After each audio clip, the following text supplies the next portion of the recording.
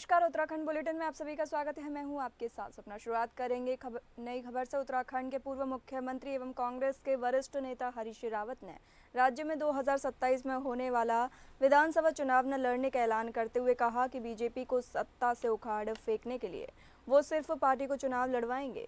Social media पर viral हो रहे एक वीडियो में रावत ने कहा कि उन्होंने जब भी खुद विधानसभा चुनाव नहीं लड़ा और पार्टी को चुनाव लड़वाया तब कांग्रेस सत्ता में आई है। उन्होंने कहा कि आज देश में जोड़ तोड़ की नहीं बल्कि तोड़ तोड़ कर सरकारें बनाई जा रही हैं और ये आज का दस्तूर बन गया है। इसलिए मैंने ये फैसला लिया है कि 2027 में बीजेपी को सत्ता से उखाड़ फेंकने के लिए मैं चुनाव नहीं लड़ूंगा बल्कि चुनाव लड़ाऊंगा। हरीश रावत के इस बयान पर भाजपा ने सवाल खड़े किए हैं।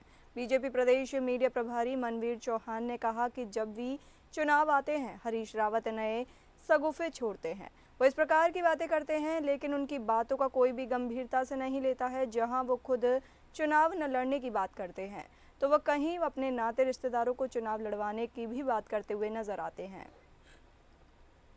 ये बात तो आदरणीय हरीश रावत जी जो भी कहें उनका एक राजनीतिक स्टंट है और उनके कहने से या चुनाव न लड़ने से उत्तराखंड की राजनीति में कोई फर्क पड़ने वाला भी नहीं है।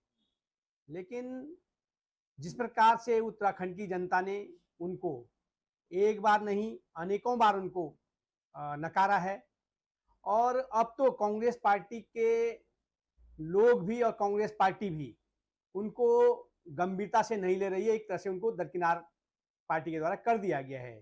इसलिए हो सकता है अपने आप को स्थापित करने के लिए, अपने आप को सुर्खियों में रखने के लिए आदरणीय हरीश रावत जी इस तरह के हथकंडे करने के लिए बहुत ही प्रसिद्ध हैं और इसलिए वो कर रहे होंगे। इसी के साथ ही ज्यादा जानकारी के लिए योगेश सेमवाल हमारे साथ जुड़े हुए हैं। आपसे जानेंगे कि बीजेपी उन पर आरोप लगाती है कि जब भी चुनाव आता है वो एक नया दाव अपनाते हैं लेकिन लोग उनकी बातों को गंभीरता से नहीं लेते हैं। इस बार भी उन्होंने एक नया दाव चला है, इसके क्या मायने हैं? बिल्कुल, आपको बताना चाहेंगे कि अगर हम 2022 के जो विधानसभा चुनाव हुए थे उनकी बात करें तो उस समय भी हरीश रावत ने यही कहा था कि मैं चुनाव नहीं लड़ना चाहता हूं, मैं चुनाव लड़ाना चाहता हूं और इसको लेकर बहुत गंभीर वो नजर भी आ रहे थे। लेकिन आखिर में जाते जाते उन्होंने चुनाव लड़ा और हार भी गए। अब वो एक बार फिर से चुनाव, क्योंकि 27 में है तो आप मान के चलिए एक साल, लगभग एक साल रह गया है। अगर देखा जाए 14-15 महीने रह गए हैं और उन्होंने 14-15 महीने पहले ही फिर से कहना शुरू कर दिया कि मैं चुनाव नहीं लड़ूंगा, मैं चुनाव लड़वाऊंगा। बिल्कुल यही पैटर्न जो है उन्होंने 2022 में भी उन्होंने शुरू किया था कि वो 1.5 साल पहले ये कहना शुरू कर दिया था। लेकिन आखिर में जाकर चुनाव लड़े थे क्योंकि वो कहते हैं कि हाईकमान ने चाहा था कि मैं चुनाव लड़ूं। अब इसी तरह से वो जिस तरह से अब कह रहे हैं तो देखना होगा कि वो क्या कुछ पार्टी के लिए करना चाहते हैं, क्योंकि पार्टी में अगर देखा जाए तो कांग्रेस के अंदर बहुत सारे मतभेद हैं, मनभेद भी हैं।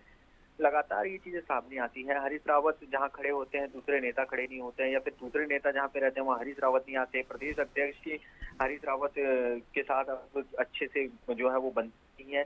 लेकिन हरीश रावत अगर चाहते हैं कि मैं लड़ूं, चुनाव लड़ूं साथ में, तो ये बहुत ज्यादा मतलब चुनाव लड़ाऊं तो ये बहुत ज्यादा बड़ी चीज हो जाएगी अगर हरीश रावत के साथ पूरी पार्टी खड़ी होती है तो। जी, हरीश रावत का ये नया दाव क्या कांग्रेस को 2027 में सत्ता दिला पाएगा? नहीं, बहुत जल्दी हो गई ये बात कहनी, अभी बहुत दूर है ये। लेकिन इतना जरूर है कि अगर हरीश रावत पूरे मेहनत के साथ फील्ड में आते हैं, काम करते हैं, साथ देते हैं तो जरूर इसका फायदा देखने के लिए मिलेगा। कांग्रेस में जो ये मनमुटाव चल रहा है, क्या लगता है कि हरीश रावत लोगों को मना पाएंगे? ये बात भी कहना बहुत जल्दी हो जाएगी क्योंकि 27 का चुनाव में 26 अगर देखें तो आखिर जो होगा 26 का नवंबर दिसंबर, वो बहुत महत्वपूर्ण हो जाएंगे 2026 के। उस समय हरीश रावत क्या करते हैं, किस तरह से पार्टी उन्हें लेती है गंभीरता से, ये सब देखना भी बहुत ज्यादा जरूरी हो जाएगा। अभी पता चलेगा कि पार्टी क्या कुछ करती है।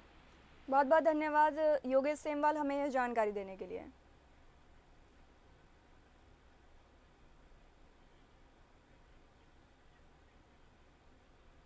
उत्तराखंड के पूर्व मुख्यमंत्री और कांग्रेस के वरिष्ठ नेता हरीश रावत ने अपने चिर परिचित अंदाज में कारगी चौक स्थित पर एक वेडिंग पॉइंट में काफल पार्टी दी।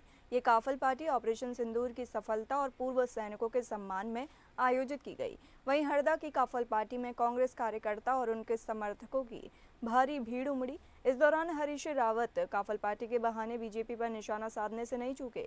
वहीं राज्यसभा सांसद नरेश बंसल ने कहा कि हरीश रावत अब जीवन के चौथे चरण में हैं और संन्यास के समय इस प्रकार की पार्टी देना जरूरी होती है। उन्होंने आगे कहा कि बीजेपी लोकल और स्थानीय उत्पाद को बढ़ावा देने के लिए उत्पादों के लिए बाजार प्रदान कर रही है, जबकि कांग्रेस के कार्यकाल में ऐसा कुछ भी नहीं हुआ था। गवर्नमेंट में सरकार की तरफ कौन सी स्कीम अभी चलाई जा रही है और आगे सरकार की क्या योजना है? बहुत सारी स्कीम चलाई जा रही हैं हमारी सेंट्रल गवर्नमेंट की। इस समय सेंट्रल गवर्नमेंट और राज्य सरकार को मिला के अगर देखें तो 40 से ज्यादा हमारी योजनाएं संचालित हैं, जिसमें हम जो 0 to 18 ईयर्स के बालक बालिकाओं को के लिए योजनाएं चला रहे हैं। इसके अलावा परित्यक्ता, निराश्रित, अनाथ जो महिलाएं हैं उनके लिए हमारी विशेष योजनाएं संचालित की जा रही हैं। अगर किसी पर्टिकुलर योजना में जानकारी करना चाहें तो उसके बारे में बताएं, अदरवाइज हमारी जो सूचनाएं हैं सारी सूचनाएं हमारी वेबसाइट पे अवेलेबल हैं, वहां से एक्सेस की जा सकती हैं। Thank you. प्रदेश में साहसिक पर्यटन को बढ़ावा देने के लिए कैबिनेट मंत्री रावत महत्वपूर्ण कदम उठा रहे हैं। कैबिनेट मंत्री डॉक्टर धन सिंह रावत ने अधिकारियों के साथ भड़सार से बूढ़ा भड़सार की 5 किलोमीटर पैदल यात्रा की। इस दौरान मंत्री ने तमाम आला अधिकारियों के साथ ट्रैक और मंदिर क्षेत्र को विकसित करने की योजना पर चर्चा की। साथ ही उन्होंने मंदिर में पूजा अर्चना कर और प्रदेश और देश की खुशहाली की कामना की। इस अवसर पर डॉक्टर रावत ने कहा कि इस ट्रैक को राज्य के ट्रैक ऑफ द ईयर के रूप में विकसित किया जाएगा। इसके लिए शासन को प्रस्ताव भेजा जाएगा। उन्होंने आगे बताया कि बूढ़ा भड़सार क्षेत्र धार्मिक और पर्यटन दोनों दृष्टियों से अत्यंत महत्वपूर्ण है और जहां हर साल हजारों श्रद्धालु दर्शन के लिए पहुंचते हैं। मंत्री ने कहा कि स्थानीय लोगों के साथ बैठक कर मंदिर और ट्रैक मार्ग के सुदृढ़ीकरण के लिए जल्द ही विस्तृत परियोजना रिपोर्ट तैयार की जाएगी। इसके साथ ही क्षेत्र में धर्मशाला, पेयजल और अन्य बुनियादी सुविधाओं के विकास के लिए भी कार्य को प्राथमिकता दी जाएगी।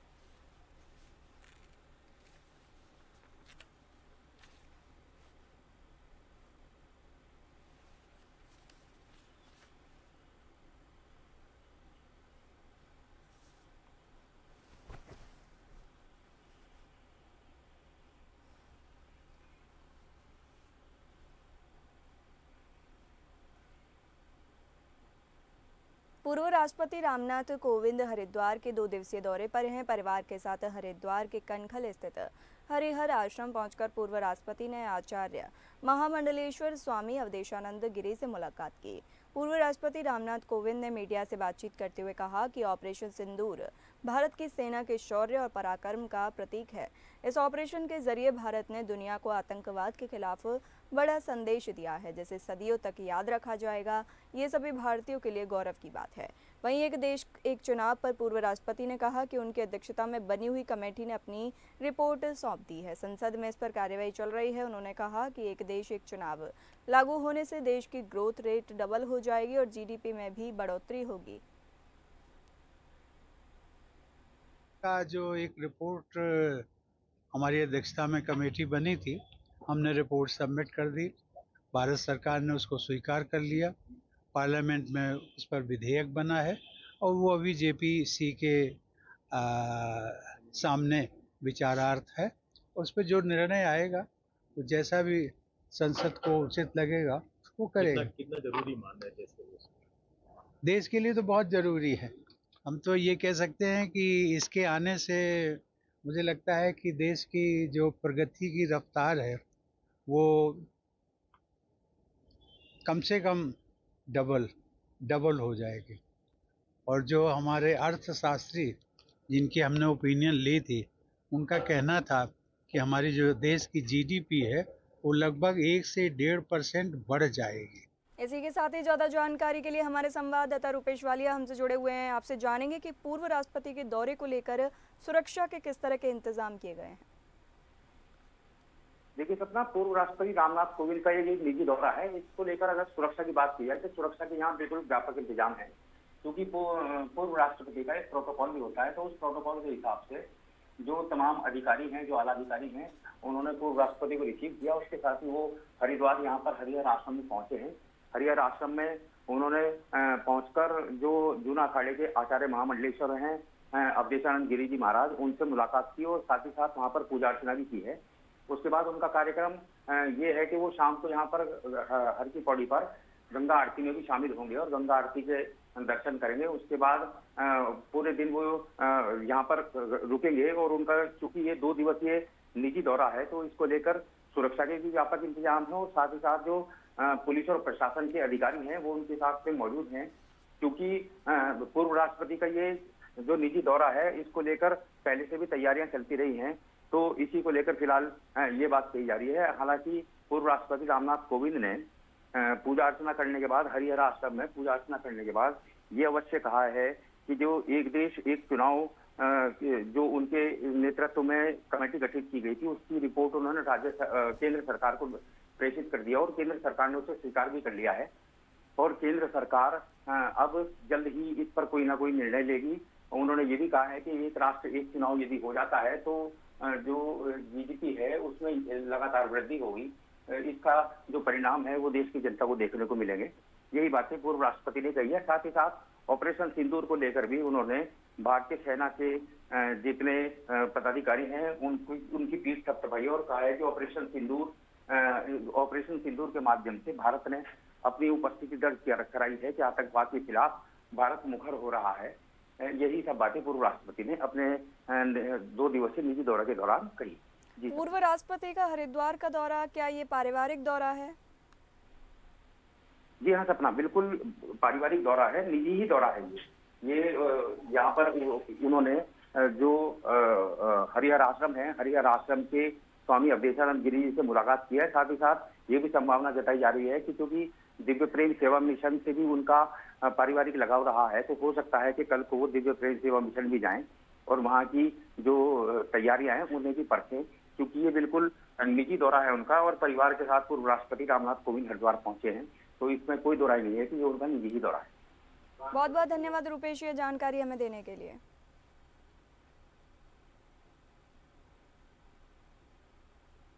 चलिए बढ़ते हैं अगली खबरों पर। उत्तराखंड में विकसित कृषि संकल्प अभियान शुरू होने जा रहा है। कृषि मंत्री गणेश जोशी ने हाथी बड़कला स्थित कैंप कार्यालय में विभिन्न विश्वविद्यालय के कुलपतियों के विकसित कृषि संकल्प अभियानों पर चर्चा की। अभियान आगामी 29 मई से 12 जून तक चलेगा। कृषि मंत्री ने राज्य में आयोजित होने वाले कार्यक्रमों पर विस्तृत चर्चा की, जिसकी जानकारी देते हुए कृषि मंत्री ने बताया कि केंद्रीय कृषि मंत्री शिवराज सिंह चौहान उड़ीसा से इसकी शुरुआत करने जा रहे हैं, जिसका आयोजन सभी प्रदेश भर में होगा। उन्होंने बताया कि प्रदेश में मुख्यमंत्री इस अभियान की शुरुआत करेंगे। वहीं इस कार्यक्रम का मुख्य उद्देश्य विज्ञान को किसानों से जोड़ना है, जिसके तहत वैज्ञानिक गांव-गांव जाकर किसानों से संवाद कर उत्पाद को ज्यादा से ज्यादा बढ़ावा देने पर जोर देंगे।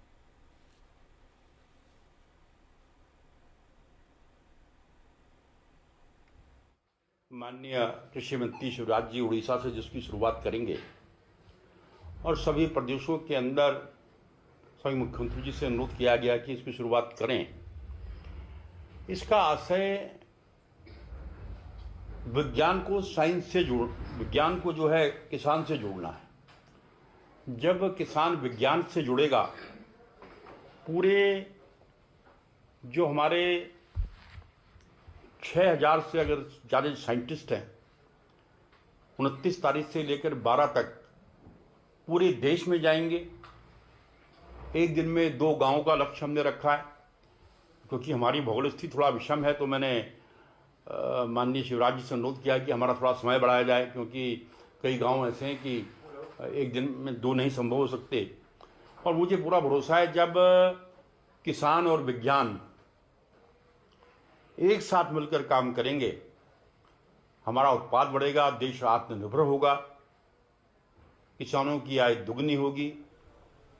इसी के साथ ही ज्यादा जानकारी के लिए हमारे संवाददाता सतीश कोठारी हमसे जुड़े हुए हैं। आपसे जानेंगे इस अभियान से कृषि क्षेत्र को कितना फायदा पहुंचेगा। देखिए, इस समय सबसे ज्यादा जरूरत है कृषि की, क्योंकि हर कोई जो है नौकरी करना चाहता है, हर कोई जो है वो हर छोटा किसान है, किसानी कोई करना नहीं चाहता है। तो उसको कृषि को बढ़ावा देने के लिए जो सरकार की पहल है, कृषि को विज्ञान से जोड़ना, किस तरीके से कृषि भूमि अच्छी उपजाऊ हो, और जिस तरीके से अभी उत्तराखंड में भले कृषि भूमि घटी है लेकिन उपजाऊ ठीक है, उपजाऊ इस समय बहुत अच्छा हुआ है, क्योंकि कृषि जो है जो अलग अलग वैरायटी की अलग अलग जो है इस समय जो पहाड़ों में जो नहीं भी होता था, जो ये जैसे कीवी, चीकू, ये चीजें पहाड़ों में नहीं होती थी, अब जो है पहाड़ों में इन चीजों का उत्पाद हो रहा है। अधिक सेब बहुत कम होते थे, अब सेब का उत्पाद अधिक हो रहा है। तो विज्ञान तकनीकी के साथ जोड़ा गया है। जब धीरे धीरे जो है सरकार ये पहल कर रही है कि विज्ञान के साथ जोड़ा जाए और जितनी ज्यादा हो सके उतनी जो नई तकनीकी है, नई वो कोई कृषि वैज्ञानिक है वो नई तकनीकी ला रहे हैं और नए कोई पेड़ पौधे, नई वैरायटी आ रही है, नई फसल आ रही है, तो उसको बढ़ावा देने के लिए कृषि को विज्ञान से जोड़ा जा रहा है और उससे बहुत फायदा होगा। क्योंकि पहाड़ी क्षेत्रों में जो चीज, जैसे अभी आपने ये देखा होगा कि ड्रैगन फ्रूट नहीं होता था पहाड़ों में, उत्तराखंड में नहीं होता था, अब वो भी होने लग गया है। कीवी नहीं होती थी, अब वो भी होने लग गई। तो इससे विज्ञान से जब जोड़ा जा रहा है तो अलग अलग तकनीकी से, और छोटे पौधे 3 साल में जो है हर पौधा जो है फल दे रहा है, तो उसको लेकर लगातार बढ़ावा दे रही है सरकार। और कृषि मंत्री का कहना है कि जितना ज्यादा हम विज्ञान से जोड़ेंगे, जितने ज्यादा हम वो करेंगे, वैज्ञानिकों से बैठेंगे और वो कुछ नई तकनीकी, नई योजनाएं बताएंगे, उतनी ज्यादा कृषि उत्पादन में वृद्धि होगी। जी, बहुत बहुत धन्यवाद सतीश, हमें जानकारी देने के लिए।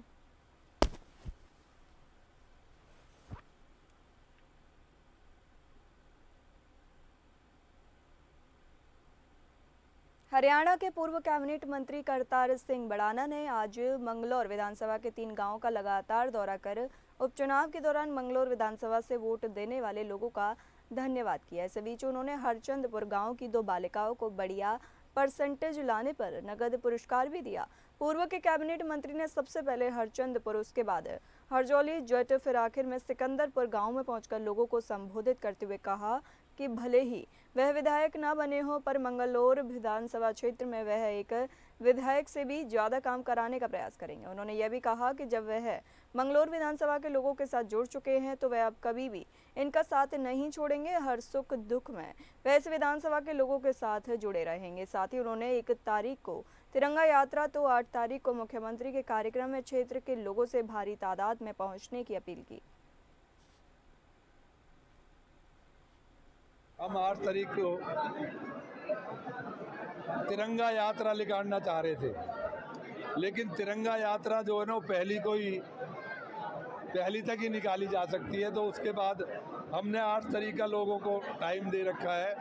तो 8 तारीख को मुख्यमंत्री जी धामी जी को बुलवाएंगे और इस हलके का विकास करवाएंगे। देखो, मैंने ये तो नहीं बोला यार, पर तू कहना चाहता तो कह। मैंने कभी बुराई जिंदगी में किसी की नहीं की। मैंने विधायक का नाम नहीं लिया। मैंने ये कहा कि मैंने तभी कहा था कि विधायक जी जितना काम कराएंगे उससे मैं डबल ही कराऊंगा बिगर बड़े। वो तो मैंने पहले, अब थोड़ा ही बोलूंगा मैं उसे। चुनाव में वादा होया था लिपड़ी पुल को लेकर, अब तक काम नहीं हुआ। हाँ जी, लिपड़ी में वादा होया था चुनाव को लेकर। अरे बुद्धिजीवियों से बुद्धि कौन लगाए। मैंने सबसे पहले यही कहा है कि मुख्यमंत्री जी को लाना है और ये पुल और ये सब करवाना है।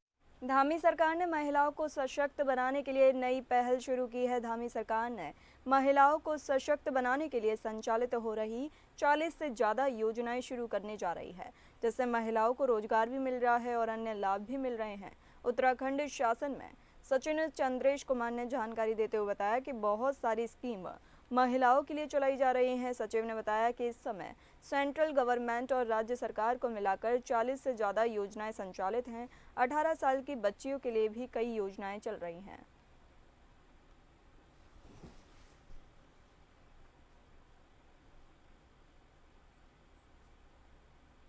फिलहाल इस बुलेटिन में इतना ही। नमस्कार।